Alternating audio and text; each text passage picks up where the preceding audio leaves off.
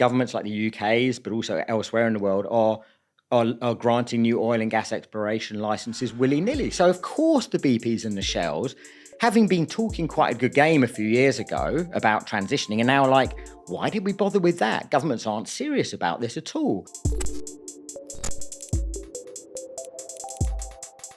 Over recent decades, the price of energy coming from wind or solar has collapsed. The same is also true, by the way, for energy storage with lithium batteries. That's why increasingly we see things like electric vehicles, because the economics of these things add up. Now, for the optimists out there, they say that these falls in price for renewable technologies are brilliant. They're all we need. And they are the panacea in terms of addressing the climate crisis. And yet, at the very same time, we have seen the percentage of energy coming from non-fossil fuel sources remaining broadly the same. So what explains this strange contradiction? Falling prices, and yet we're not decarbonising particularly quickly. Today's guest has a pretty interesting hypothesis regarding all of that. He says we should not be focusing on prices, but profits. And simply put, renewable energy isn't that profitable. Brett Christophers, welcome to Downstream. Thanks for having me, or thanks for having me back. Well, I'm glad you said that, because I had a few colleagues in video. They were a bit suspicious when I said, we're going to talk to somebody about asset management. It's going to do really well. Everybody wants to hear about it. And they just didn't believe me, but it ended up getting 250,000 views and counting. Yeah, so, amazing. Great book. Thank you. Asset management is also just something that I think people are picking up on. They are. Absolutely, they are. Yeah, it's more and more in the news, and it's not going to go away. Sadly. No, exactly. But we're talking about a different book today. We are, but it's not unrelated. It's not unrelated. No, that's good. Not unrelated. It's a very technical book. Don't let that put you off. The Price is Wrong, Why Capitalism Won't Save the Planet. I find it interesting because there's a bit of a dissonance between, like I say, a very technical book, which is very good because you're really getting to the heart of really important arguments, as we will over the next hour as well. But then that is like a very populist, it is broad statement, why capitalism won't save the planet. We will get onto that in a moment. Good. Because lots of people say it can. But I want to start with the basics. Yes. Is net zero bullshit? Wow, what a question to start with.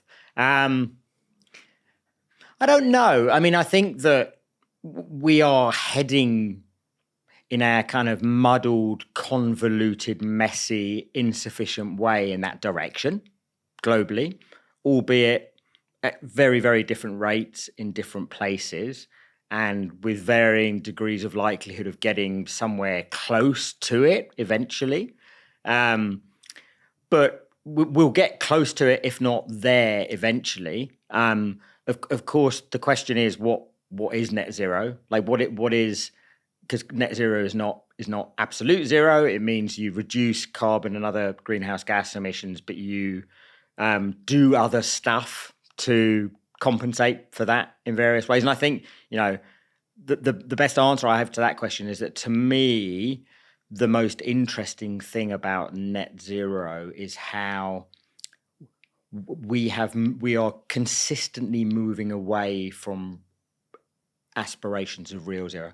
And so if you look, for example... So real zero, net zero, not the same? No, because real zero is no emissions, essentially. Net zero is you still have emissions, but you do other things like sucking carbon out of the atmosphere or whatever else it might be to kind of offset that. And the thing is, right, is if you look at the reports that get produced by the IPCC, the International Panel on Climate Change, over time, the reports that they produce on kind of their kind of core scenarios of where they think we are heading and kind of hopefully should be heading, they have gradually gravitated away from essentially real zero aspirations. And so with each iteration, they basically say, if we're going to get to whatever it is, plus 2 degrees or whatever it's 1.5, 2, 2.5, 15 years ago, they were saying we'll get there just by through wind and solar, for example, just by mitigating emissions. With each new iteration, they said we'll get there mainly with solar and wind, but also we'll have a bit of carbon capture and storage. Next iteration, we'll have a bit more carbon capture and storage. So I think the really important criticism is the criticism that comes from people like Kevin Anderson, who are very outspoken on this, the climate scientist, who say we are increasingly banking on the efficacy of technologies which do not yet exist at any significant scale, rather than banking on technologies which we have and we know that they work. We are increasing the degree of our bet on technologies that we don't yet have in any meaningful shape or form at scale and affordability and so on. And obviously the next step will be geoengineering. And as I understand it, that's the kind of, that as many viewers will know the work of Andreas Malm, and I think that's what his next book with Wim Carton is going to be focusing on, is how we are heading towards a position of where we're essentially, our default position is going to be relying on geoengineering to get us out of the hole we're increasingly digging.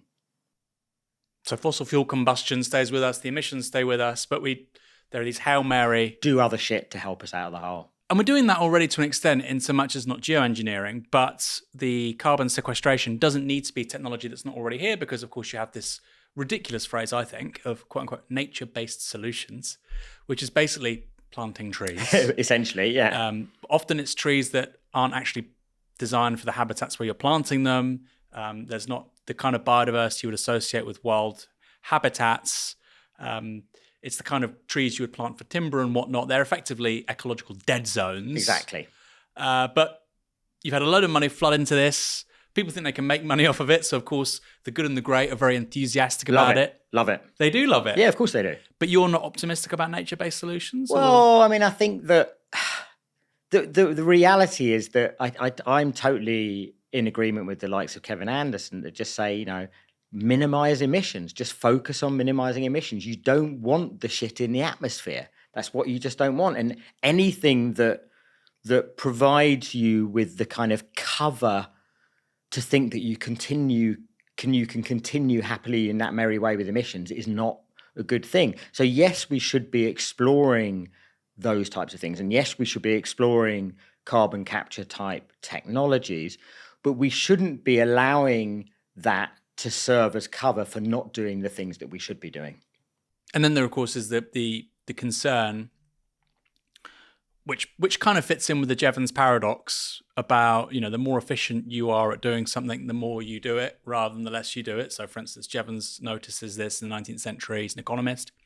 With regards to coal, the more efficient steam engines became, the more coal you use. Yep. Now, that's a point we can put a pin in, and that's very relevant for energy. It is. But also with regards to carbon sequestration, obviously, if that becomes incredibly efficient, then people will say, well, we can burn this shit forever. Yeah. It doesn't matter. Yeah, yeah. And, and people living here in the UK, lovely. We can just carry on flying, going out, and fantastic. We'll offset that, and we can do it, and we can balm our conscience, and we don't have to worry about it. So what's wrong with that? Because, that will sound very appealing. Oh, nothing can change, but we can bring down levels of CO2 in the atmosphere. What's wrong with that? Well, my understanding is that simply those technologies are very, very limited in their capacity to do what we hope they can do at scale and in an affordable way. And so we are, and when I say we, I'm including here the IPCC forecast that I referred to.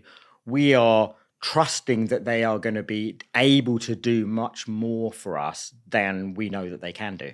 Essentially, we're betting on something being able to happen, and we have no proof of the fact that it will be able to. Whereas we do have technologies that we know work, but we're just not doing enough of them, and things like wind and solar would be the classic examples of that. And I suppose there's also the argument that nature is a good in itself. And if you look at things like biodiversity and the destruction of wild habitats, you mentioned Andreas Malm. His perspective on COVID is amazing, which is that actually this is an outgrowth of our changed relationship to other species. Yeah, it's a great book, that one. Great book. Yeah. War communism and the corona. Yeah. What was it? Coronavirus climate emergency or something like that. It's a good book. Which is to say that, look, all the pathogens that we presume as being here, in perpetuity are actually not. They're all quite recent. Humans are 300,000 years old. We've had agriculture for 12,000 years. And it's in that phase that we've had all of these pathogens that we think of as inevitable. Measles, That's all stuff that's a result of species crossover. And exactly. And Andreas's point is that the more we destroy the natural world, the more of these pathogens are going to spill over into humans. Yeah. So there's a sort of holistic approach that I think underpins all of that stuff anyway. So let's say that's right, and let's say that, like you say, the technologies are a Hail Mary and it's a bad bet. You would say, let's electrify as much as possible. Now, and let's get that from renewable energy. So why is electrification so critical here? Why do we want to electrify as much as we can? Yeah. So so the way you've put it, I think I would phrase it differently. I would say that the electrification is if not the principal strategy that the world currently has for climate mitigation, to the extent that it's not relying on those other things. So to the extent that we are attempting to mitigate existing emissions, electrification is at the heart of it. And it's really important to understand why electrification and why electricity is so important. So if we step back a sec, because I think this is really useful for people to understand, and some of this is going to be really obvious to people, but some of it won't be obvious, at least not to everyone. So if we think about just greenhouse gas emissions in general, think about that. The totality of greenhouse gas emissions, about 75% of that is carbon dioxide.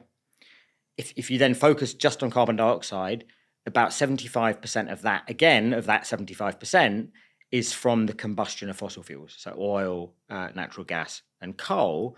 And so, as everyone knows, the combustion of fossil fuels, that's why that we talk about that, because it's the heart of the problem of anthropogenic greenhouse gas emissions.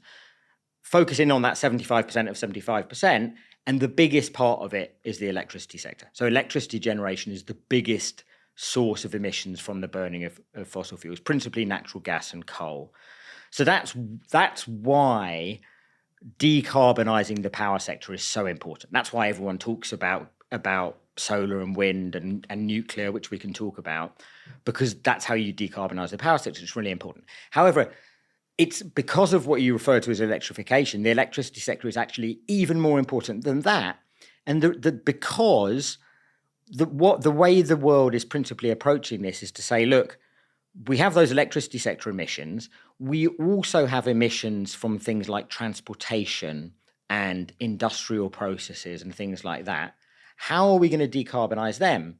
And the way that we are typically thinking about doing that is to say, so take vehicle transportation as an example. So cars and trucks, which historically run on internal combustion engines by burning gasoline. So in theory, you could do two different things. You could either switch to a different non-carboniferous fuel, like a biofuel of something, ethanol, something like that, or you switch to a motor which is basically a charged battery and charge it through electricity. And that's kind of what we're doing. And it's the same thing with industrial processes and buildings as much as possible. The strategy is basically run as much as we can off electricity and then generate that electricity through low carbon or zero carbon sources.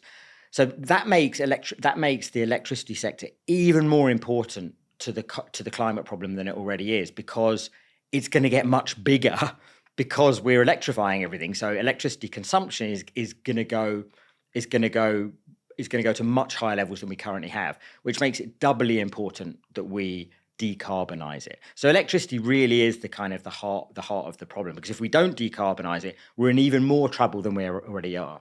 And I think the point here that I would make is that we're not doing anything. People will look at charts for renewable energy growth worldwide, and they'll think this looks awesome. The charts are sharply upwards, both in terms of the amount of new renewables capacity that's being installed and the amount of electricity that we are generating from renewable sources. However, the problem is that because overall electricity consumption is going up so sharply, that renewables growth is not proving enough. So fossil fuel electricity generation is also still growing every year. People have been saying for a number of years now, it's going to peak this year, but it still hasn't peaked. It's still going up. So our emissions from electricity generation are still going up, despite the fact that, we're 2 or 3 decades into the so-called renewables revolution. So that's kind of a snapshot of why electricity is so important, I think. I'm going to interrupt this interview with Brett Christophers for just one moment. I do hope you're enjoying it.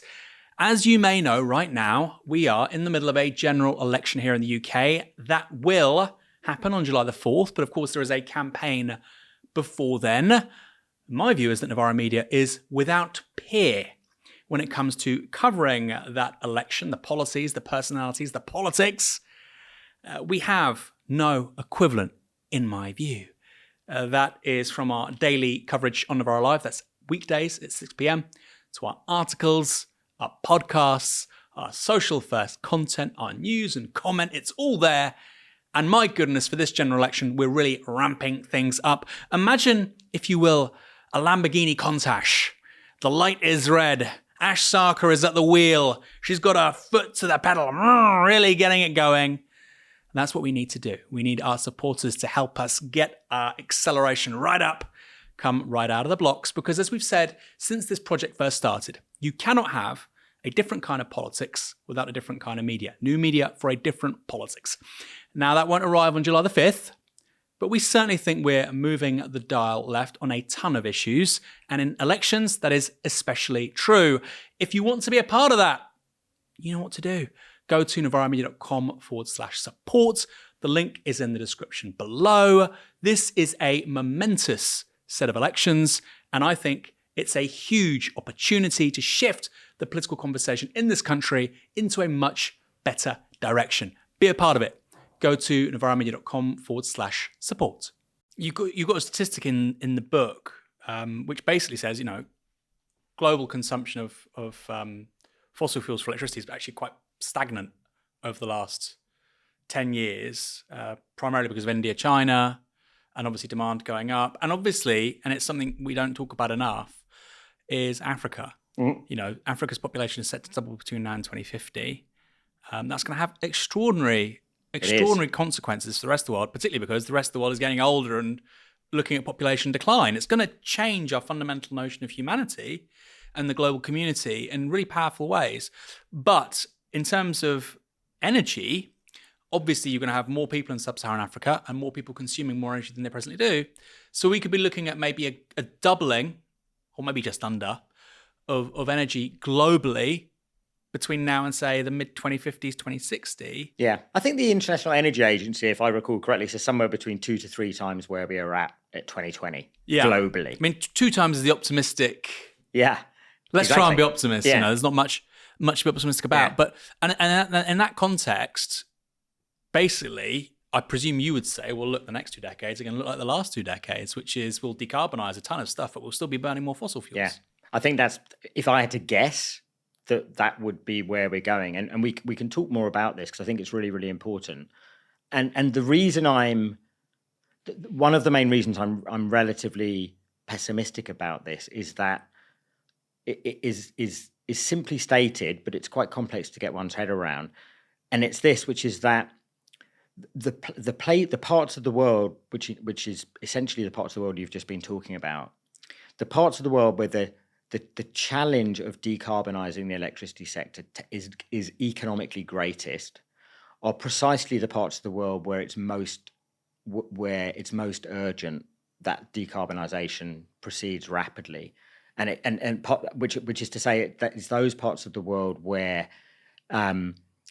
investment will have a disproportionately important effect. So, and what I mean by that, and it's important to spell this out, is that the reality is that kind of what happens in Europe and North America is obviously important, but in terms of future global greenhouse gas emissions trajectories, it's way more important what happens in China and India and Africa and Vietnam than what happens here. And that's for 2 reasons. One of which you said is because that's where energy demand growth is concentrated. So if you've got energy demand growing, then obviously if you're still fossil fuel intensive, that's much more damaging than if your fossil fuel intensive and energy demand is not growing. So that's one thing. And then the other thing is that for very understandable reasons, it tends to be in those parts of the world that the electricity sectors are still most fossil fuels intensive. So here are some figures that just put a complexion on this that I think is important. So I live in Sweden. It's almost fully decarbonised its power sector. Something like 90% of electricity now is generated from non-carbon sources. I think it's like roughly 30 nuclear, wind, hydro, and about 10% is natural gas. So Sweden's almost there on the power sector, at least. UK, Germany, US, quite a way behind that. Germany's pretty awful. Lots of coal burning still. US, lots of coal and natural gas. UK, lots of natural gas. Scotland, very good though. Yeah, we'll talk about Scotland because it's a big part of the story. So they're a way behind, but they're still a long way ahead of other parts of the world. China, 65% of electricity generation is coal. India, 75%. South Africa, 90%. Other countries, 95 to 98%. And so it's most urgent that investment in decarbonisation happens there. A, because they're very fossil fuel intensive. B, that's where energy demand growth is going to be concentrated. But that's where the challenge is greatest economically for reasons that we can talk about. And that's the real problem as I see it. So let's take an optimistic slant on this. Firstly, on China. I mean, China, again, we've got some great statistics I'm sure you can bring off the top of your head. For most of the last 6-7 years, about 50% of sort of additional solar capacity being added worldwide is in China. It's a similar story with wind. Yep. It's blowing the United States out of the water. 100%. Blowing the EU as well, but not quite as much. I mean, it's making it, the US is a clown show compared to China. But obviously you have increasing demand, CO2 emissions per person is still going up. Yes. But the optimistic story is this: CO2 emissions per person in China may reach a peak. Well, the plan was for 2030. Yep. But it's looking actually like the next couple of years potentially. Yep. According to Xi.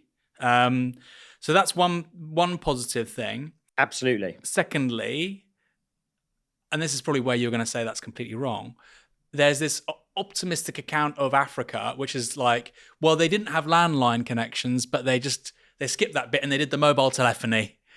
And they're going to do the same with energy. They're going to skip, national grids with fossil fuels. They're going to go straight to distributed solar. And on the one hand, that sounds absurd. But on the other hand, actually, within the tropics, you do have an extraordinary amount of exposure to solar energy. Absolutely. It's a brilliant place to have it. Yeah. So what's wrong with that account, that optimistic account of actually things are far better than the picture you're painting? Yeah. I mean, I think that that both of those parts of the story have a strong degree of truth, actually. I think that China is China's hugely paradoxical and for all sorts of different reasons, and right now it's obviously the good news story on renewables, but it's also the bad news story on kind of new coal-fired plants as well, which is simply due to the fact, simply is probably the wrong word, but it's due to the fact that energy demand is growing still so strongly there, both from residential, commercial, industrial, and so on. And so renewables in and of themselves are not proving sufficient for that, which is partly just a scale issue, but it's also partly about the different nature of the energy source. But China is important to talk about, and what I think is important is to understand the political economy of how it's doing things very differently to how we are doing it in the West. There's some commonalities, but there's some big important differences as well.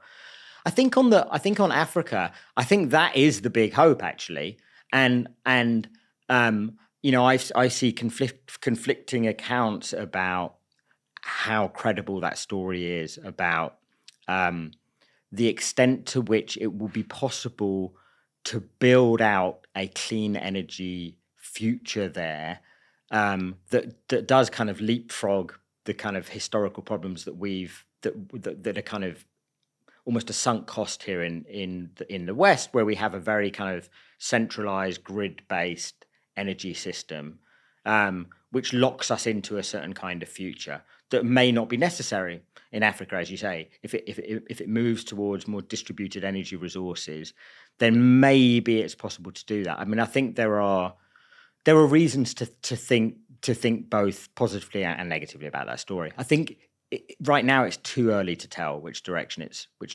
going, but possibly that's true. And I think that will be very, very important. And let's not forget that, I think there's a connection between those two stories, right, that we just talked about. So if you look at what China did in 2023, when it was, set all kinds of records for new renewable installation, something like 30% of that renewable installation in China was rooftop solar. So it wasn't commercial, large-scale industrial power plants, wind and solar farms. It was rooftop domestic solar. 30%, huge. All sorts of state subsidy necessary for that, but that's fine. So part of the China story is precisely that distributed energy story, which one would hope would be replicated in Africa as well. And Vietnam as well, right? This extraordinary, again, it's one of these stories in Europe, in the West, we don't really hear. Like, there is a heroic effort going into solar right now in Vietnam. There is. And it's not on our radar. And No. we think in Europe we're doing everything. And, we've got, you go in Germany or Italy, you might see some solar cells. Okay, great. But in Vietnam, they're doing what those countries did in 20 years. They're doing it in 3 or 4 years. Yeah, absolutely. And obviously China's the best example of this. But the reason that China can and is doing things at a much more rapid clip and on a much, much greater scale than is happening in the West is simply because it's essentially a state project, right? I mean, so take wind, something like 95% of the wind deployment sector, by which I mean the entities that are involved, not on the manufacturing side, building the turbines and building the cells and modules, although it's not hugely dissimilar there, but on the deployment side, by which I mean developing the wind and solar farms, owning and operating them and selling the electricity that they generate. Something like 95% of that is state-owned enterprises. They are being financed by state-owned banks who are themselves having their debt subsidized by the state-owned central bank. And all of these entities are, at least if my understanding of this is correct, and it's a second-hand understanding based on kind of the work of China experts who know a heck of a lot more about it than I do, all of these entities are only, what's the best word to use, modestly being driven by profit motives of one kind or another. They are, to one degree or another, working at the behest of provincial and or central government in China. They are being directed very substantially in terms of what they're doing. Now, and if you have the willpower and if you have the resources and you have the determination and the political intent to do that sort of thing on a huge scale and quickly, well, you can do that. But in the West, where we are essentially relying on the private sector to do this, and we're relying on the kind of quote unquote coordinating mechanisms of markets to do this, it's an entirely different project. You're expecting, the independent decisions of thousands of different entities to kind of add up to this very complicated thing that we call a transition. And not surprisingly, it's not really happening in the same way that it is where you have a top-down approach to this that can be very, very coordinated and very, very joined up, because you have one entity that is overseeing all of it. I mean, we had this debate recently on Novara Live, Michael and I, and he was saying China is a capitalist society. And I said, it's not a capitalist society, it's a market society. But there's a huge difference between that and a capitalist society. I mean, I totally agree. And even then, is it a market society? I mean, even this is debate. I mean, if you look at what's going on in the energy sector, I would be quite reticent to call the mechanisms whereby and the context within which electricity is bought and sold markets in anything like the shape or form to which we're used to. But the firms that are building, the firms that are making the PV cells, that's true, which absolutely, would take over the world if we weren't imposing tariffs on them. That is all being done by private actors in competition. And I think this is something that Michael and I really disagreed on. And I said, it's a market society, but the point is it's not capitalist, because Eric E. Lee, who's a political scientist, Chinese political scientist, he said, we're not a capitalist society because, yes, we have markets, but capital does not determine how our society allocates resources. The interests of capital are not synonymous with the interests of the ruling class. Our ruling class has national political priorities, which sometimes 100%. which is at odds with capital. And I think for people in the West, that's a really hard thing to engage with. It is. You have markets, but you don't allow capital to determine political priorities. Yeah. So I was on a panel recently, and there was a sociologist, a Chinese sociologist who works in the US called Carl Chan, who's been doing a lot of really interesting research about Chinese state-owned enterprises. And I think the concept he uses to try to capture what it is they do, I think he calls it managed competition. What's the chap's name? Kyle Chan, C-H-A-N. And it's a really evocative and useful way of thinking about this, that it's not competition in the way we think about it. It's a managed process towards a particular end, to which competition is being mobilized in some way, but only in a very limited capacity to make sure that these things are happening. Yeah, it was quite interesting hearing basically Chinese automotive manufacturers.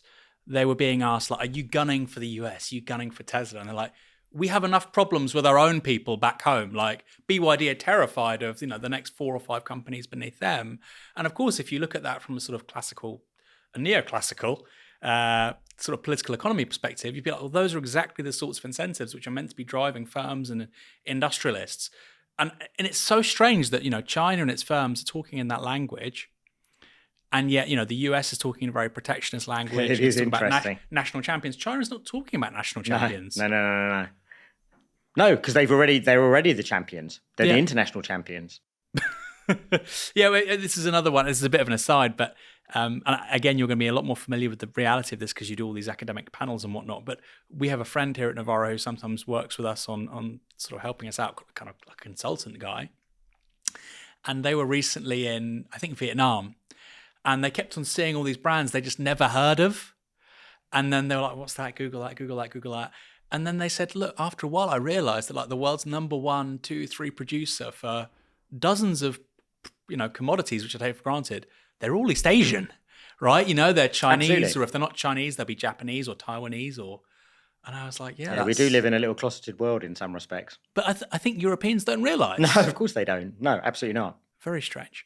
So you're optimistic, but also in a way pessimistic about China. I suppose one good way of looking at China is we would be really screwed if they weren't doing all the things they would be.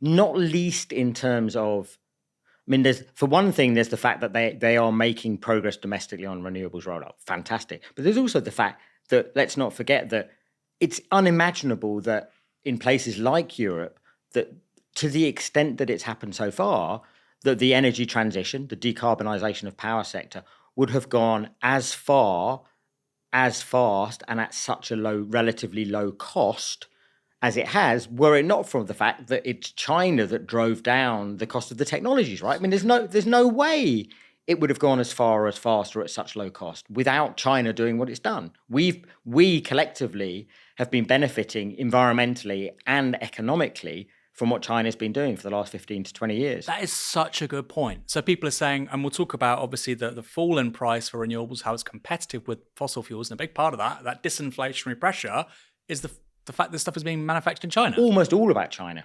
And that's very rarely in the conversation. No.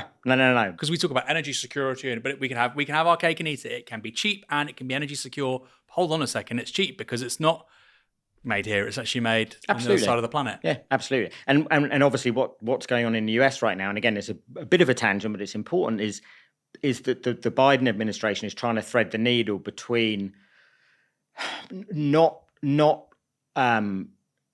wanting to entirely give up those economic gains that have been delivered and continue to be delivered by China, while at the same time benefiting domestic industry. So they're trying to play this delicate game where they're like saying to the renewable energy developers, look, if you source your technology locally rather than from China, from local manufacturers, you get an extra 10% credit on your renewables development. But I, based on the conversations I've had with people in the US, it's still entirely unclear whether that incremental benefit is proving sufficient to persuade them to source locally, or whether it still makes economic sense for them to source from China. Yeah, they don't know yet. Well, because you had these recent tariffs announced by Biden, right? Yeah, that was they've changed it. They've introduced some new tariffs last week. So 100% on automotive. Yeah. So electric vehicles will have 100% tariff. So Yes. if I'm buying a BYD car and it's $30,000 in China, I'm going to have to pay $30,000 tariff on it. Yep, exactly. And I still think that car might be competitive. Yeah, it could well be. Which is the terrifying thing for the US car industry. Yeah, no, absolutely. Yeah, so they're playing a very challenging game over there. Which I mean, I understand that game politically. I mean, it's easy to understand where they're coming from. Politically, yes, but then you can't say climate change. Not necessarily economically and environmentally. No, you can't say climate change is existential, but then put 50% tariffs on PV cells. Well, you don't believe that, then, do you? But then the whole. I mean, let's be honest about this. But the whole, the whole climate policy thing in the US perspective is entirely contradictory. By which I mean, I think the Inflation Reduction Act is actually pretty good policy for the most part, and I think that given the political conditions under which Biden has been operating, it was probably about as good as he could have got through at the time. And yet, one day Biden will be extolling the benefits of the Inflation Reduction Act, and yet the very next day he'll be like calling out OPEC for introducing new production quotas to dampen oil and gas production, because Biden is concerned that constraint in global oil and gas supply will have, will put the price of gasoline up 3 cents, and it means that he won't get voted into power. So he's telling OPEC to open the pumps. Yeah. So it's just like, it's the most contradictory thing imaginable. And that's the thing I think we have to grapple with, is that the whole kind of US political, economic, ecological complex is fundamentally riven with contradiction. And you compare that to Europe, which for the most part has proportional representation. At least you can build in a consensus around a certain policy direction. That's true. Whereas in the US, you have it's crazy. You have Biden saying, "I'm a green champion," and you understand why. They'll be saying, "Look, if inflation is 5% in November, we're out, we're gone, 100%." Right, and they know that. And so you have these wildly diverging policies, messages. And we in the West, but especially in America, live very carbon-intensive lifestyles. And so inflation is a carboniferous phenomenon in the US more than anywhere else. And it's really important to remember that. So the inflation discussion is a significant part of carbon discussion in the US. And it's very, very important to remember that, politically as well as economically. Going back to Europe, you mentioned the Inflation Reduction Act, the IRA Act. I can't say that without having memories of growing up in Croydon in the 1970s. Yeah. And Biden's famous Irish heritage. I do find it. I'm sure he probably finds it quite interesting. Yes. You got the IRA Act, you got the CHIPS Act. That's not really related. And at the same time as the IRA Act, which is this huge amount of money basically going into reshore lots of manufacturing in the UK, but also it's ostensibly about a decarbonisation agenda. At the same time, you have obviously Russia, Ukraine. And what you're seeing right now is also an amazing statistic in the FT recently. I think it's something like 45% of German manufacturing companies are looking at setting up shop in the US, because energy in Germany compared to the US is 6 times more expensive. 6 times more. Wow, I hadn't seen that statistic. Yeah, industrial energy. I think it was 5 to 6 times more. Wow. But then on top of that, you have the IRA, subsidies or whatever, tax, breaks and whatnot. Yeah. And all of a sudden, these industrial firms that have been in Germany for like 80, 100 years thinking, I might go to Texas. Germany really isn't heading in a good direction in any shape or form right now, is it? So okay. So explain that. So what? And where does US policy fit on this? So is that an intentional effort by the United States government to basically say, you know what, we're going to reindustrialize on the back of deindustrialization in Germany, or is it not that deep? Am I being too conspiratorial? I'm not sure it's that deep, but certainly on the manufacturing side, US policymakers have been making an active effort to woo European companies, for sure, and not just on the manufacturing side, but also on the renewable energy development side. They've been trying to get the Iberdrolas and the Ørsteds and so on much more interested in the US as a place for investment in new wind and solar power, as well as the manufacturing side of the business. But I'm not sure it's that deep.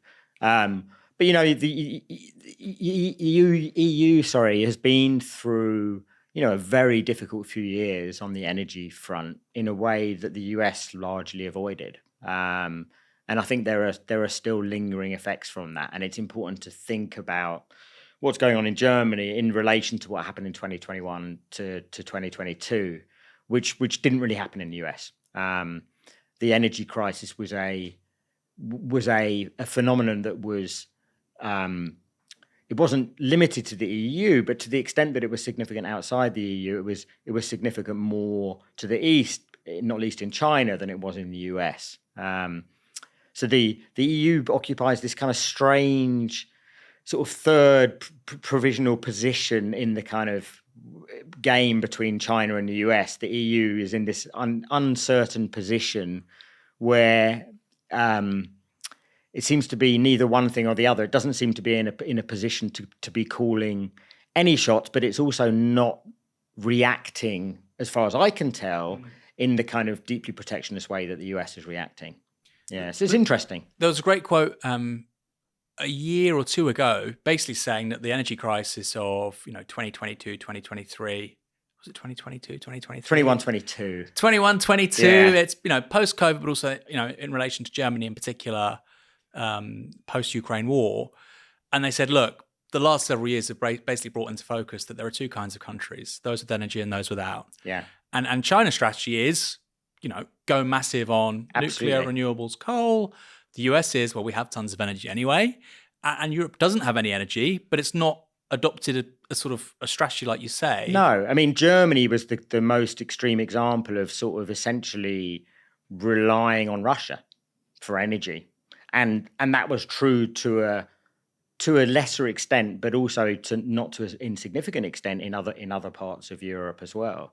It's in that context, it is worth going back to China and the question of trying to understand its investment, that kind of hybrid state capitalist investment that it's been undertaking in its renewables industry, both the manufacturing side and the deployment side in the last couple of decades, and to think, well, what kind of strategy is that? And it's kind of it's been a threefold strategy, by which I mean it's been partly a strategy that is about environmentalism. It's been partly a strategy which is an industrial strategy, trying to build global champions, global leadership in a particular sector. But it's also been a strategy about energy security. And by my understanding, it's the reverse order, actually, that the energy security was the kind of the main strategy, and arguably still is the main strategy, then industrial strategy, and that the environmental part of it, it's become more important. 20 years ago, it wasn't a significant part of the strategy. But even today, my suspicion is it's still not the first of those three, and maybe not even the second of those three. And it's been about energy security. And so, what happened in Europe, it's a different slant on the same question. But what happened in 2022 was there was a bit of a fillip in renewables investment in Europe, and a lot of people were saying, this is further evidence of the fact that renewables are forging ahead because they're very, very cheap and they're economically competitive. And no, that wasn't really what happened. It was about energy security, right? If you have renewable and solar power, you're not reliant on importing fuel from overseas. You're not reliant on a Russia or whoever else it might be. So I think it was an energy security issue that was driving that investment. What you just said is the crux of the book, and we'll get to that in a moment, about the price. We haven't really got to the book yet. It's critical because it's not about prices. We're getting to a point of price parity with regards to fossil fuels and renewables, but that's not the point. But particularly on Europe. Yes. That was what we saw in 2022, 2023 was 101 think pieces about finally Europe is on the stage. Not only was it meant to remilitarize, okay, what's happening there? It was meant to be rebuilding its domestic industry. It's doing the opposite, actually. It was also meant to be getting serious about renewals and nuclear energy. Yes. Not just upticks, and there has been much progress made, and there is progress is being Absolutely. made. Yeah. But it's not decarbonizing as quickly as we were told. No. Why is that? Because like you said, Russia's gone. Yeah. For the near the near future, and Germany's industrial prowess is literally, well, not entirely based on, but it was significantly based on cheap Russian energy. That's now gone, but there doesn't seem to be the political leadership in places like Germany to say, you know what, we now need to build a ton of wind, solar, nuclear. And you've got a green-red coalition there. You think, well, this should be the perfect set of circumstances for Germany to become a world leader in renewable energy. Yep. So it's not happening. No, it's not. Why? So the narrative that you will typically hear about this, across the board, actually politically and almost analytically as well, but certainly from both left and right, is that the problem is found in the realm of, for want of a better kind of label, politics and planning and bureaucracy. So you'll have seen 1,000 think pieces saying, look, the problem is that there's all this money waiting to go into renewables, but it's being held up by, obstructionist local planning authorities. It's being held up by slow processes to get planning permission. It's being held up by long queues to get grid connections. It's being held up by NIMBYism. And you know what? It is held up by all of those things, absolutely. However, the other crucial part of that main dominant narrative about this says what it's not being held up by is the economics. The economics has been solved because the price of generating electricity from solar and wind has come down sharply historically, and it has over time, to a point of where, as you said, it's as cheap, or often in many places even cheaper, to generate solar and wind power from than it is by burning natural gas or coal. So that's the key narrative, is that it's all these other things, it's not the economics. My argument in the book is that yes, it's all those other things, but it's also the economics. And the argument there is that the thinking specifically on the question of generating price, which is what all those think pieces do, and they reproduce the same charts showing the same cost curves coming down over time, is the wrong prism through which to think about it. And that we can understand much more about the industry and about why things are going too slowly if we focus on the question of profitability rather than price. So that's the argument I make. And so it's a complex, as you said right at the outset, there's a lot of detail in it. It's quite wonky. It's quite complex. But the actual main argument is really straightforward, which is this. It's like, in profitability terms, renewables deployment is actually quite a problematic proposition. And I'll explain what I mean by that in a second. And that's a problem because we're relying on the private sector, and the private sector is driven above all else by profitability expectations. If its expectations around profitability are not adequate, it will not invest, or it will not invest on a sufficient scale. So my argument is like, you need to understand that we are relying mainly on solar and wind. So yes, there are countries in which there's much more of a role being given to nuclear, and even in some countries geothermal and hydro and so on. But for the most part, the world is kind of betting the house on solar and wind to a significant extent. And second, the world is banking on the private sector, not China, but elsewhere in the world, government policy is not to do it itself. It's to say, we expect you, the private sector, to do it. We will nudge you in the right direction through various incentives and all other and subsidy mechanisms, so on, where you're not doing it quickly enough. We'll provide you that help, but we're not going to do it. You're going to do it. We're expecting you to do it. That's fine if the private sector consistently sees sufficient profitability in that proposition to do it quickly and at scale. But it doesn't. And you talk to people in the industry and they're like, no, of course not. But policymakers are completely deaf to this. And I think for all sorts of reasons, but partly because they've been persuaded by those simplistic arguments about falling prices. And to them, it's like, well, surely if the prices have fallen, the profits must be there. The profits must be going up. But it's just not true. So it's a problematic industry in terms of profitability expectations. And that's the kind of core of the book as to why that is. And it is a bit of a wonky book. We like wonky books. Oh, yeah. Well, yeah, I hope so. We love wonky books. I mean, don't let that put you off. I think particularly, look, for anybody who wants to know the subject well, and the point is, like you say, the core proposition at the heart of the book is a very important one. And, it's like... I think it's really important. Yeah, well, it's like the arrow that goes through, Harold Godwinson's eye at Hastings. That's it. It's game over for that worldview of well, actually, private firms, the private sector, with the profit motive, can Exactly. solve the climate crisis. Exactly. They can't. Yeah. It's not about costs. It's not about prices, rather. It's about profit. Yeah, and obviously, profitability is shaped by generating prices. That's part of the equation, but it's not the totality of it. That's the issue. Yeah. And I actually feel like there are some similarities here with debates I've had recently with people in regards to, privatized utilities of things like mail, rail, water, and they're arguing for, the private sector should control these. And I go, look, best case scenario, they're very low margin. You want it to be very competitive. They're very physically hard to administer. They're not very exciting. No. Like, why do you want the private sector here? Like, why? And they're also equally very important. Go 100%. Go make like shirts. No, but it's true, right? No, or glasses, or mobile phones. Come up with a new coffee machine. Exactly. Or like a scalable social network where you can 10x your... Knock yourself out. Where you can do something different and better. Yes. Water can't do that. No. And I feel like renewables are in a similar situation. 100%. It's just a low margin It's just thing. electrons. Yeah, just leave it alone. I know. Yeah, it's bizarre. And the thing is, right, I think the other thing one of the ways I think it's useful to think about this is that governments, for very understandable reasons, going back to what we were talking about inflation, that they want electricity to be affordable. They want it to be cheap, rightly so. Well, in general, doing stuff at rock bottom prices to consumers isn't normally a recipe for massive profitability. I mean, I know that's a generalization, but it's worth keeping in mind.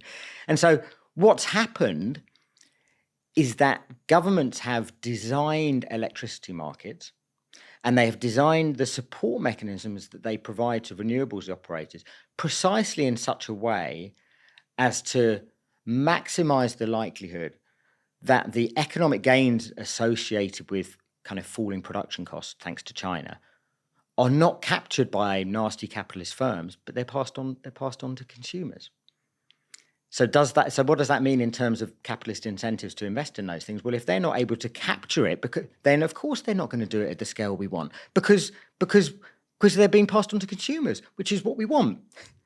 But I mean, there's politicians that don't stay, honestly, and it's something my mind is blown every time I think about it, but it's particularly a problem on the centre left. But it's a problem in the centre is they genuinely seem to think that private enterprises do things out of the goodness of their heart. Yeah, I mean, it's just wild. Yeah, they want to make lots of money, and they want to make as much money as possible. And here's the other thing, right? As quickly as possible. They do. And the other point I would make if we want to get into the meat of it is this, which is that profitability, so economic returns, are always a relative phenomenon rather than an absolute phenomenon. And what I mean by that is that for any capitalist actor, there is always a kind of palette of different investment opportunities available to them. And so it's much more... So I give some figures in the book around kind of the average profitability of renewables deployment, which of course varies across time and space, but most studies point to somewhere in the region of kind of 5 to 8% returns. Now, in isolation, that number doesn't really mean anything. It only really means anything if you think about the alternative returns that are available to the relevant actors from doing different things. Now, and I want to just give two sort of comparators that I think are really valuable to think about. The first of those is this, which is to say that 5 to 8% look pretty good when interest rates were zero. But when interest rates are like 5%, and you can get 5, 6, even 7% returns from sticking your money in the bank or investing it in risk-free US government bonds, why on earth would you go to the hassle of building a wind farm with the major risk that investment entails when there are risk-free opportunities available to make essentially the same returns? That's the first comparator, really important to think about. And that's one of the reasons why the industry is really struggling right now. It's because of the macroeconomic environment has changed fundamentally in the last couple of years with the uptick in inflation and interest rates. So that's the first comparator. Second comparator is to focus on, perhaps the key constituency that governments in their wisdom, let me use that word advisedly, have been kind of assuming would take the lead on the renewables transition, which is the big oil and gas companies. So they've been hoping that the BPs and the Shells and the Exxons would kind of, magically transition away from oil and gas to offshore wind. They know how things work offshore. They'll switch their rigs for offshore wind farms. Well, over the last 10 years or so, those companies have not got out of bed for oil and gas projects that deliver anything less than 15% returns. That's what they expect, and that's what they get. And the idea that companies that are used to 15% plus returns in their core business are somehow going to make the decision to switch to businesses with returns like a third of that level is absurd. It's economically madness to think that that's going to happen. And here's the kicker. As long as they think that those above average returns are going to continue to be available, right? If they thought that those 15% returns are going to disappear because of, for example, meaningful government action on things like carbon taxes, then of course they would think about alternative investment options. But everything that's happened in the last 5 years or so has shown those companies that governments are not serious about clamping down on their traditional business. In fact, the opposite. Governments like the UK's, but also elsewhere in the world, are granting new oil and gas exploration licenses willy-nilly. So of course the BPs and the Shells, having been talking quite a good game a few years ago about transitioning, and now like, why did we bother with that? Governments aren't serious about this at all. They have no intention of stranding our oil and gas assets anytime in the next 20 or 30 years. So we're just going to carry on as we can because we know those returns are going to continue to be available. And it's not just why would they adopt a lower rate of return? It's why would they spend a hell of a lot of money? Why would they invest in a whole different cadre of employee? Why would they dump a whole bunch of human capital value with regards to engineering know-how and whatnot, get rid of all that so we can earn less money? Nobody's going to do that. No, of course not. And, again, it goes back to some core ideological presumptions of our political class and our media class, which is that business is always right, markets always work, and they literally cannot get their heads around businesses do things for profit. If it's not profitable, it's not going to work. And something it's not there in the book, it's kind of implicit, or maybe it is, maybe I didn't see it. It's something I thought about a lot. It's in my book when I talk about fully automated luxury communism, when I talk about energy, is that you have with wind, with solar, with storage, permanent price decline. So you have deflation. And again, if you want to make a profit, that's a real problem. Permanently falling prices is a really bad thing if you want to make money. Yeah. It's great for the consumer. Yeah.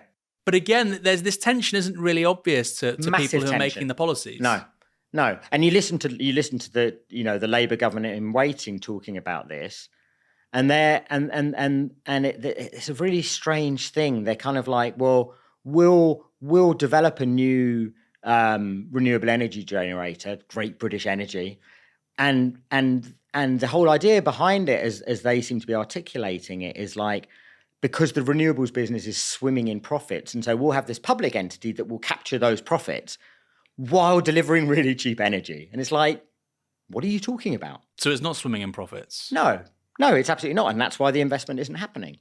And actually, one thing that you mentioned just now is one of the important explanations for why that is. And so let's talk about that. So you were saying, look, the prices have been consistently coming down, and they have. That chart I talked about in terms of the cost of generating electricity from wind and solar shows consistent price declines. And so you would think, so let's imagine you are a wind energy generator and you've been in business for like 20 years. And as your costs go down, your generating costs go down over time, simple economics would say, well, my costs are going down, the cost of actually generating the power, so my profits are going to be going up accordingly. Fine, lovely jubbly. But that assumes that you have the capacity to capture and privatize those growing economic efficiencies. Now, the reality of the electricity sector is that you now, in many, if not most parts of the world, but certainly in the UK, the electricity generation sector, which is largely a self-standing sector, it's been cleaved off from transmission and distribution and retail, and in particular, the renewable energy generation sector is incredibly competitive. There are thousands of entities in that market. They compete purely on price, selling into really, really competitive wholesale markets. So what happens when costs decline? well, they compete those cost gains away. And those cost gains get passed downstream to transmission and distribution entities and retailers, and in large part all the way to consumers, precisely in the way governments hope they do. But if generators can't capture and privatize the upsides of those growing cost efficiencies, why would they invest in those technologies in the first place? Because they know that because of that competition, I mean, Marx called it the coercive law of competition, right? They're coerced to engage in this activity, but competition forces them to pass those things downstream. And we have, in the UK, many people will have heard of the subsidy scheme that exists for wind, for offshore wind in particular in the UK, which is the Contracts for Difference scheme. And as I said earlier, you have this intensification of competition, which is built into that system. So it's worth just talking a little bit about how that happens. So if the government says, okay, we're going to award these new offshore wind licenses for new renewables development, what happens is that different generating companies will there's an auction process where effectively what happened is they bid against each other for this contract, where the government will say, the government or a government-backed entity says, we enter this contract to buy the electricity that you generate at a fixed price, essentially a fixed price, for the next 12 years or so. And so one company will bid and say, well, we'll enter that contract with you at £50 per megawatt hour for the next 12 years. Another company will say 49. Next one will say 48. And essentially what happens is they bid it down until it gets to the point where no one can bid any lower because they won't make any money out of it. So that's what I mean, is that this price-based competition is baked into the process for good reasons on the consumer side, because that's what you want as a government is keeping electricity prices down. But the potential profitability for generators just gets competed away. I mean, what you're talking about there with regards to the auctions as well, I mean, it applies to outsourcing companies too. I mean, the reason why Carillion, blast from the past, they collapsed because they kept on basically taking contracts. Absolutely. They couldn't make money. 100%. So they were taking all these jobs. Everybody else was like, wouldn't touch them with a barge pole. You're gonna go bust if you carry on like that. And guess what happens? They go bust, and the people that are on the hook are the taxpayer. And you don't have to go bust for that to be a problem, whether it's Sodexo, Circa, Capita, whatever, G4S. They're getting these outsourced contracts with local councils. And the price is so low, they can only make money if they do an absolutely, guess what, shit job. Exactly. And if they destroy people's labour conditions, that's the only way they're going to make money. But you have the political class going, this is how we get value for money for the taxpayer. Well, no, it means they do a crap job. People are laid off. The firm might even go bankrupt, and you socialise the risk anyway. Yeah. And in the renewable sector, again, you have to do something kind of clever to make profits. And so it becomes a question of like financial engineering. What can you do on the debt side in terms of securitizing it and that sort of thing? And they kind of get forced into that because you can't make money you can't make good money out of the contract because the competition is so intense. God, it's so interesting, isn't it? It's massively interesting. Just how neoliberalism, with regards to these low margin industries, is just so stupid, so destructive, so deeply destructive. Yeah. I mean, the other way I like to put it is that, and it's like in a one sentence, is like there's no OPEC in the electricity sector. So, I mean, OPEC in oil and gas exists in significant part to have price control, to keep prices and profitability up. Yeah.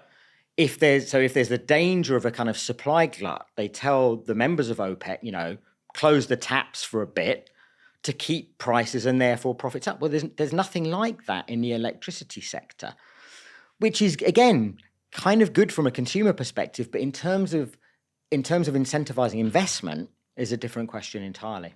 The thing about, we were talking with regards to, the falling costs of solar. I think it's called Swanson's law, isn't it? Something like that, yeah. And this is all an outgrowth of what's called the experience curve. If you double the production of something, then the price of manufacturing it falls by like 15%. Yeah, solar has come down a huge amount. Yeah, massive amount. And so that trend is going to carry on. I mean, that's kind of inarguable. It might slow down, but it's going to get cheaper. I think it has slowed down a lot, but it should continue.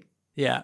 And just for people watching, it's not the same as Moore's law, which is, exponential. We're not talking about exponential price falls. We're talking about, dramatic falls, but not as dramatic as something like Moore's law, the halving or, the halving of cost every 18 months or the doubling of processing speed per dollar every 18 months. No, but it's still pretty impressive.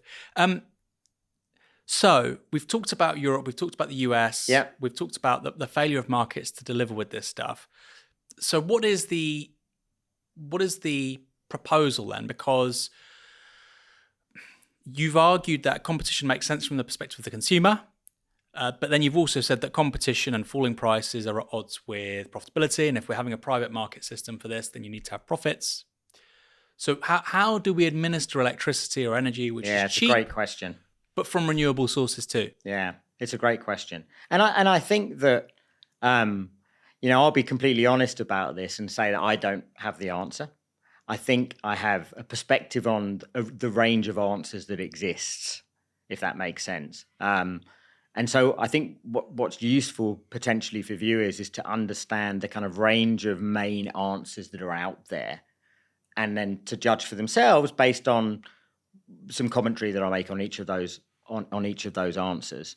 And so there are essentially three main answers out there.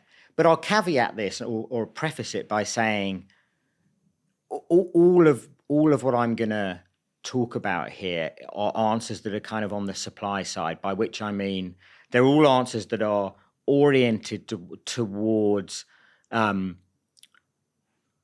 boosting investment in solar and wind capacity, on the assumption that you continue to need to do that. Because there are those existing profitability constraints, and of course there are other answers out there. People who are of a kind of degrowth persuasion would say actually we need to be thinking about the demand side as well and curbing energy consumption. And I think that there's a lot of truth in that argument as well. But I'm not going to go there today. But clearly, any answer that is going to be even close to sufficient is going to have to address the supply side and the demand side. Also, the other argument would be, hang on a second, we historically, globally, not just in the West, but globally, in order to try to make renewables more competitive, the way we have typically done that is by working on the renewable side, offering subsidy mechanisms, support mechanisms, so on, rather than taxing the dirty side. That's essentially what we've done. We've thought, okay, we'll do that. And so mainstream economists will say, well, actually the answer is that, the externalities associated with fossil fuels are not being properly priced. And so the answer is to price those externalities properly. And I think that I understand that argument, but obviously that's a politically very difficult argument because we live such carbon intensive lifestyles. So if you start taxing that, it really hurts consumers in terms of inflation. And I think that's the main reason why we haven't gone there, is that politicians are very, very, very concerned about that. They don't want consumers to be hurt through higher inflation because of the carnivorous nature of the consumer baskets that we all have in our lifestyles. So with that said, the three main solutions that are out there in terms of boosting the speed of the energy transition on the renewable side are and not surprisingly, they're associated with three different kind of interest groups, for want of a better term. So and they're all interesting, and they all have their merits as well as their drawbacks, I think. So the first answer is the one that you hear from sort of mainstream energy economists. So economists who are trained in orthodox economics and they're focused on energy markets. Great people to talk to because they at least, unlike a lot of my colleagues on the left, know the energy markets. They really know what they're talking about there, although they look at them through certain blinkered ways, I would argue.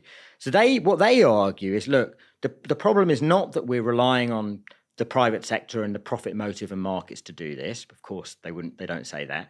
That's fine. What they argue is that the problem is that the market design is not right.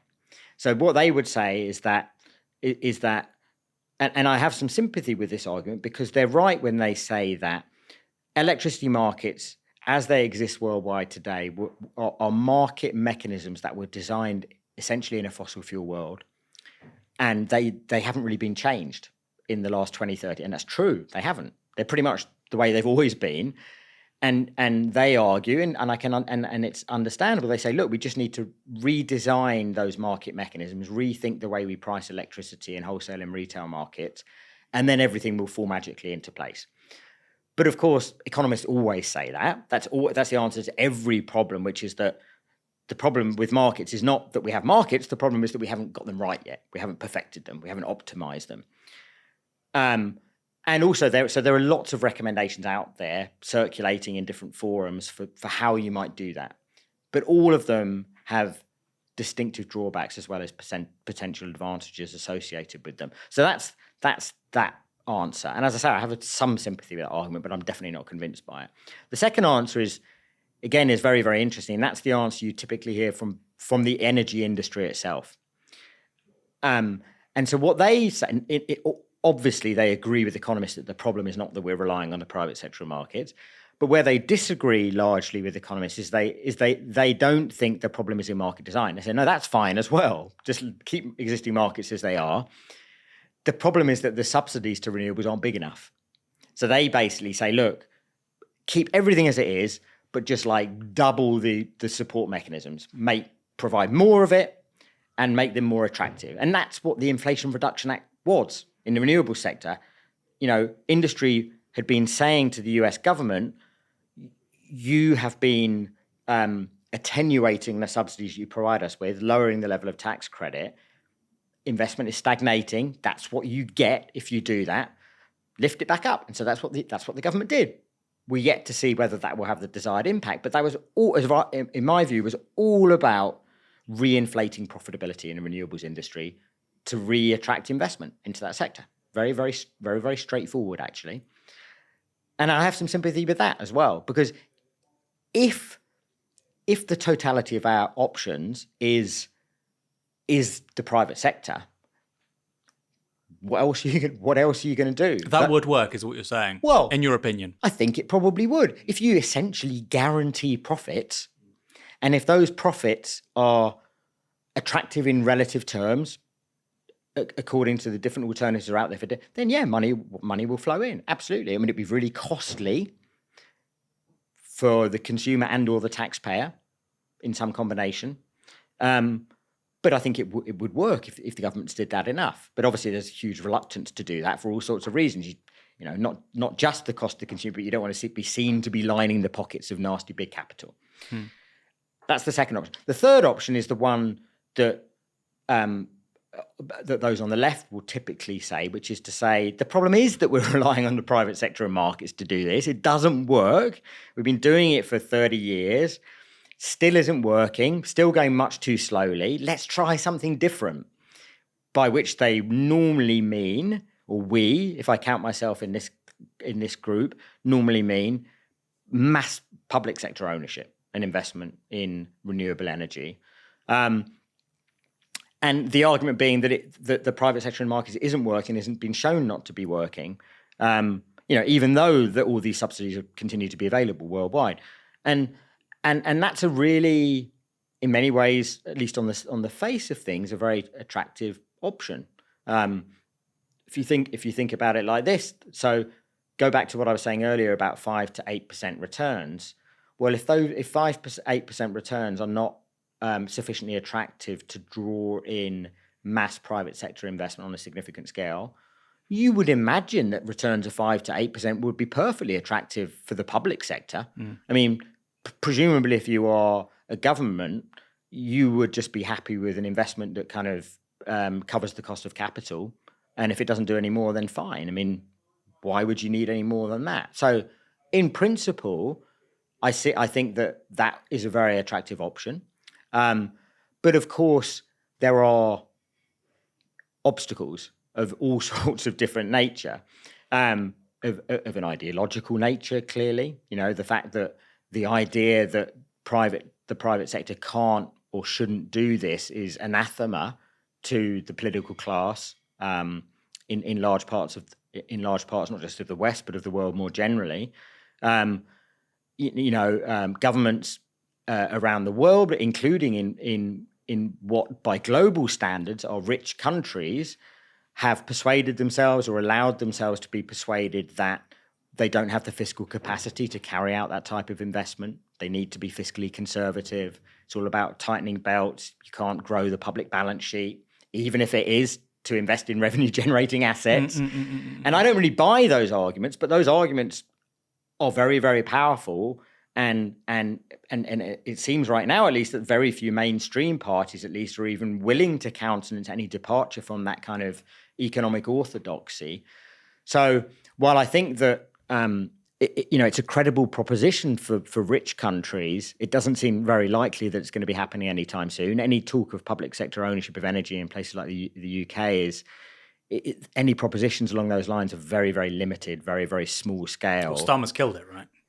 Basically, yeah. He's overtly saying that absolutely this will be the market. I mean, exactly. We're not the Tories, but it will be the market. Which means that, as we were talking about earlier, Great British Energy, such as it is, or such as it might be, like, what's the point? It's going to be a bit part player in a private market that is completely unchanged. So it will just be like another private sector player, basically, and it probably won't even do it as well as those in the private sector. Like, what's the point of doing it on a small scale if you're not doing something fundamentally different? There's no point, in my view, there's literally no point in public sector ownership unless you are enabling and incentivizing that actor to do something fundamentally differently from a private sector. Otherwise, there's no point. Just let the private sector do it. It's going to be a private sector actor which pays shit wages to people that work there. And does a shit job. Yeah, that's what's going to happen. Yeah, of course. Best case scenario, it will be mediocre market actor and it will be privatised by the Tories in 15 years. That's what's going to happen. Best case scenario. 100%.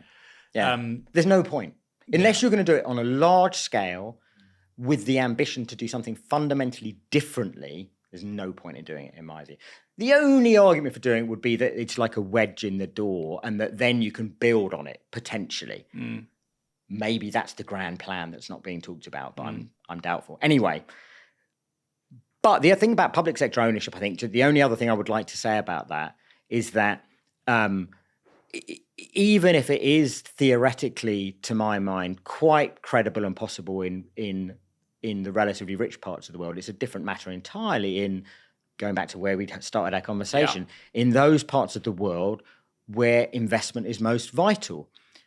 You know, if you're talking about those countries in the global south that we were talking about, the idea that governments in those parts of the world, which are, struggling under, infinitely more severe fiscal constraints than the governments of the US or Germany or the UK, are going to kind of borrow cheaply on the capital markets for investment in public ownership of renewables, ain't going to happen. I mean, you could say we're going to recalibrate the proviso of the World Bank, and absolutely. So it's not like implausible, but it's not going to happen right now. No, it's definitely not going to happen right now. You would need, given insofar as the fact that, for example, many of those countries are kind of staggering under, huge existing debt servicing obligations from the past, those would have to just be written off, essentially, in order to enable that kind of new investment to take place.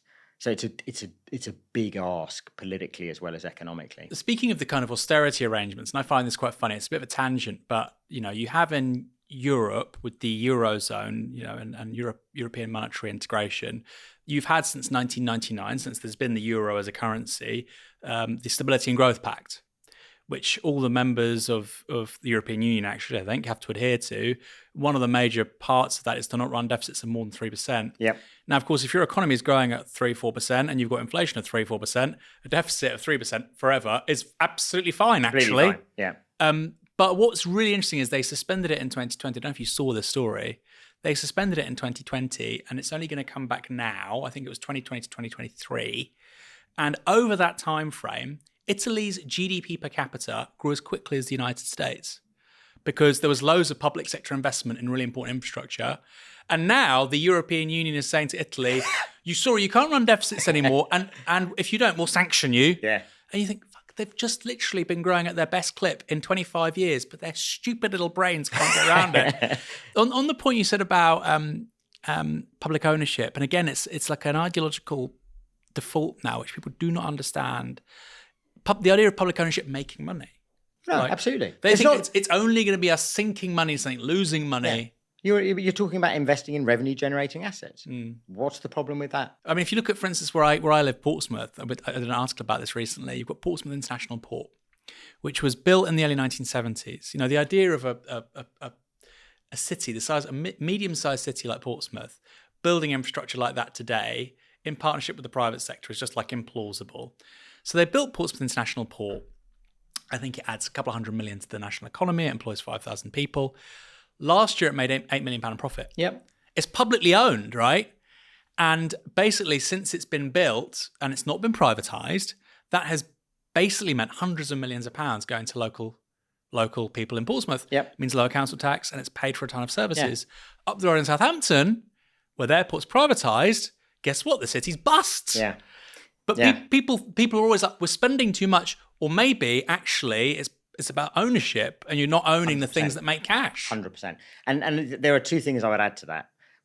One of them is you mentioned parenthetically, which is, you said it's built by the public sector in collaboration with the private sector. So lots of people, when you talk about public sector ownership of energy, they say, well, the public sector can't do that. Public sector doesn't have the capacity and the expertise. You don't have to build it yourself. You just give a contract to the private sector to build it. It's the ownership that matters. You don't have to build it. It's the capacity. And then the second thing is, they're like, well, then the public sector will fuck up the operation. Well, a wind and solar farm doesn't take much operation. Once they're built, you don't have to do anything. Occasionally a rotor will stop turning and you have to send an engineer out with a screwdriver to get it going again. But that's about it. It doesn't take like a rocket scientist to run a wind or solar farm. So the idea that the public sector can't do this is preposterous. Mm. And I think about Southampton up the road. Like I say, they're bust. They're literally they've dimmed street lights in Southampton like 20%. They're going off an hour earlier. And you think you've got the country's second biggest commercial port after Felixstowe, and it's in private hands, and you're turning off the fucking lights an hour earlier. Like, this is a madhouse. Many people in Pompey would say Southampton's a madhouse, but for very different reasons. They'll probably lose to their football team next year as well. Well, Southampton might get promoted. Oh yeah, they're in the final. Good point. They might get promoted. I don't want them to get promoted. Yeah.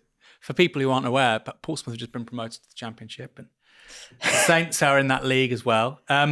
So, I mean, that to me is interesting, the idea of public ownership of something which is going to make money, which, again, a lot of the public doesn't understand that. It's not because the public are daft. It's because literally no politician other than Jeremy Corbyn has actually even tried to make the argument for 30 years. But it seems to me like you're saying... And Bernie Sanders in the US made the exact same argument.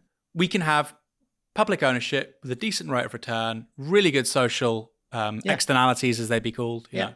Decarbonising. What's the problem? So what is the problem? Well, I think it's ideological. I mean, I think that's what it is. But there's no special interest group stopping them from doing that. In the globe, no, I don't think. I mean, except for the fact that, of course, behind the scenes, the energy sector, the asset managers, and so on, are telling them that they can't do it for all those reasons that we've touched on already. So it's not just. I mean, ideology is kind of created by interest groups to a significant extent. But I don't think there are substantive economic arguments against it in certain countries of the world. I mean, I think that it's much more challenging in parts of the world where, absent really significant transformations, but certainly in a place like the UK, it's completely credible. But my point is, okay, so it's public ownership, but it's public ownership without conflict. It's not like you're saying, right, we're going to bring this stuff into public ownership. It's literally saying, okay, well, we're going to build new capacity and the state's going to do it and the state will own it. Yeah. You're not saying, okay, well, these water companies, they're screwing up, they failed, screw them, because of course their counter argument is, well, your bills are going to go up, right? So it seems like a very low cost form of public ownership. I think so. Yeah, no, I think so. So I mean, I think that that's where the kind of really interesting arguments are coming from, and there are some initiatives in that direction, not in the UK, but in New York State. Many people might have heard there was a Build Public Renewables Act that was passed last year, I think it was, which at least on paper looks like it could be quite significant in terms of public ownership of electricity generation, renewable electricity generation in New York State. Remains to be seen whether it will actually be actioned in significant part. The degree to, just because it's there on paper doesn't necessarily mean it's actually going to happen on the ground. There are lots of potential obstacles in the way of a political nature, but things are happening on that front. So there is reason for hope, I think, on that front. But I think that of the three kind of options I outlined, that seems to me at least to be the one with the most potential to get things going more quickly than they currently are. And that's the thing, right? Is like every year matters on this, because every year with emissions that are higher than they need to be means that extra little bit of carbon in the atmosphere, or extra large bit of carbon in the atmosphere. I just want to go back to something we were talking about earlier on. Yeah. I mentioned Scotland, which actually, in terms of you did, yes, the percentage of electricity coming from renewables is really impressive. Yes. And you said you want to talk about Scotland more. So yes, please go ahead. Good point. I'd forgotten about that, but very, very good point. So here's the interesting thing, and this point about the geography of renewables, which is what I'm going to talk about, bears directly on that question of profitability we were talking about earlier. This kind of paradox of why renewables deployment is not as profitable as people think it might be. And part of the answer is the geography of this. So in the UK, but not just in the UK, pretty much anywhere in the world you look, it's the same in Sweden where I live, it's the same in China, it's the same in India and also in Germany and the US. The recurring geographical feature that you see about renewables is that wind and solar facilities tend to be located at the opposite ends of the country to where most people live and most industry is located. So in Sweden, for example, the population is disproportionately located in the south, and all the wind power is up in the north. Exactly the same in the UK. Now, there are two important things to understand about that. Firstly is why that happens, and then the second thing is what the implications are there of that for the profitability of renewables generators. So why it happens for all sorts of different reasons. And in the UK case, there are certain physical reasons about wind speeds and stuff like that. But the main reason it happens everywhere is precisely because that's where people don't live. And if you are developing a wind or solar farm, one of your biggest costs is likely to be land costs, right? Unlike conventional power plants, wind and solar facilities take up a huge amount of land. If you're going to be generating a lot of power, take a huge amount of land. And so all other things being equal, developers of renewables projects always will try to site their facilities where land is cheapest. So take the US case, for example. The cost of land in the Northwest in Montana or somewhere like that is like 1% of the cost in the East Coast. So of course you're going to put your facility there because your land cost is cheaper. And land costs, the cost of leasing or buying it, are part of that generating cost we talked about earlier. That's factored into that generating cost. So the fact those generating costs that have come down so much, that includes land costs. So that's why you get this geographical pattern. Now, what does that mean in terms of profitability? Well, the thing is that if your facilities are located very, very far away on average from where the demand for that electricity is concentrated, then your facility is exerting a disproportionate burden on the grid, on the transmission and distribution grid, because it's much more. You are basically. It's much more expensive to maintain a grid over long distances, obviously, than over short distances. And the way that this works is that grid operators, those that run the grid in any case, so the national grid in the UK, for all the costs of maintaining that grid and upgrading it and improving it and adding to it, those costs are borne by everyone who's part of the system, both on the consumption side and on the demand side. So on the consumption side, you at home, when you pay your electricity bill, you are paying for electricity to be generated, but you're also paying for it to be transported. So your share of the grid costs, essentially, to where you live. But generators are also charged for that. And while they're not necessarily charged perfectly based on where they are based, but in general, they are charged much more the further they are away from where demand for electricity is located. So renewables developers are essentially, because they're much more further away on average than conventional power plants from where their electricity demand is located, they have much higher transportation costs. So the thing is, right, when those people focus on, when the analysts focus on generating costs, low cost of renewables, it's actually a completely artificial cost because it excludes those transportation costs. And you can even say it better than that. You can say the generating costs are only low because the transportation costs are high. Do you see what I mean? It's like you only have low generating costs because you have low land costs, and you only have low land costs because you're a million miles away from where the demand is located. So you're going to have a huge burden on their transmission system and high transmission charges. So you may think that you're going to be really profitable because your generating costs are very low, but your transportation costs, which no one ever talks about, are really, really high. So the geography of this, the economic geography of electricity, is unbelievably important. That seems to have big implications for things like municipally owned renewable capacity. Yes. So if I'm Andy Burnham and I'm the mayor of, Greater Manchester, great Andy Burnham, great guy. He loves public ownership. He does now anyway. Yep.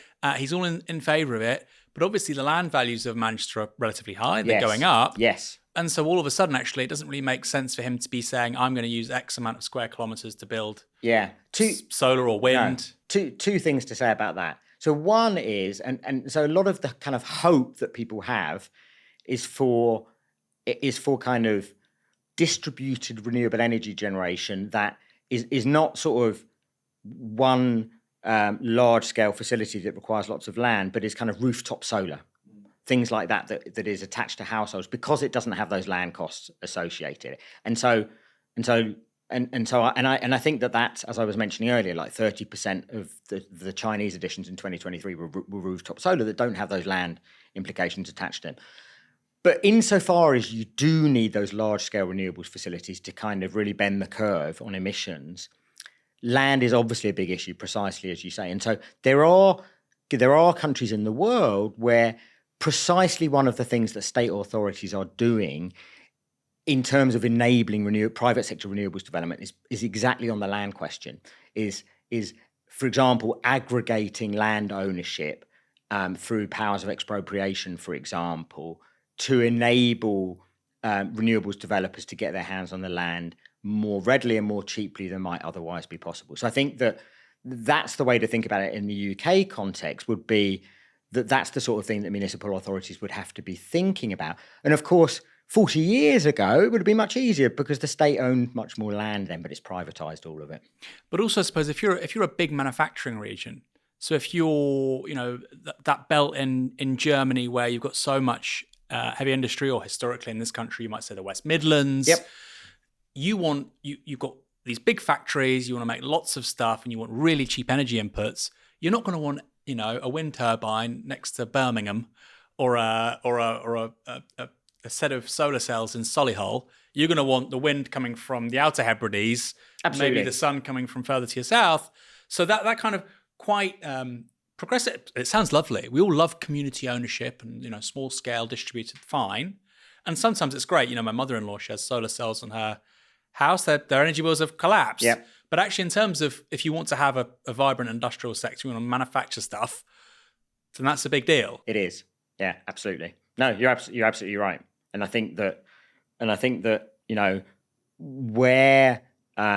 where big commercial consumers of electricity, the Amazons and the Microsofts and so on, are investing in supporting the development of large renewable facilities, it tends to be a long way away from where people are living. So they're building data centers in parts of Norway, for example, where you can have these huge server farms because land is relatively cheap, and they can build these huge renewables facilities can be built at relatively low cost, and that's obviously very, very different in manufacturing regions of the world. You mentioned Amazon, yes, Microsoft, yes. We're seeing apparently something of a revival of nuclear in the United States. Yeah, I've been reading about that. Precisely because big tech, Amazon, Meta as well, potentially if they go into AI, are saying, look, we need lots of cheap energy, yep. and we've done the numbers, and we think nuclear makes the most sense. Yeah. Actually, and I think part of that is the land cost. Nuclear takes much less land than wind and solar. And again, so it's the land cost issue. Partly it's the nature of the energy resources they want, right? So wind and solar are intermittent renewable sources, and so they can do certain things. But you also, whether you are a company or a country, you also want a source of kind of what's often called base load power, which is the source of power that you can always turn on when you need to. And nuclear is a very, very consistent, reliable carbon-free source of baseload power. Should we have nuclear in the UK? I mean, it's kind of implicit at the start of the book because you talk about the percentage of energy globally, which is coming from carbon and non-carbon sources. Energy coming from non-carbon sources, wind, solar, has gone up. Yep. But at the same time, it's gone down from nuclear and hydroelectricity. So actually, the share's about the same. Yeah. I mean, I think that my view. I don't have a very strong view on nuclear one way or another. I think that. What do I think? I think that governments, unless they're going to build all of this stuff themselves, which I think they should be to a significant extent, but if they're not, they should be doing everything they can to incentivize the private sector development of as much carbon-free stuff as possible. And I think nuclear should absolutely be a significant part of that, as well as solar and wind. Not instead of it, but as well as it. Brett, such an informative conversation. As ever, our first conversation was brilliant. So was this. Maybe we'll get you back on again sometime soon. I hope so. I'd love to do that. Thanks for having me again. Hugely enlightening. Thank you. Awesome. Thanks for having me.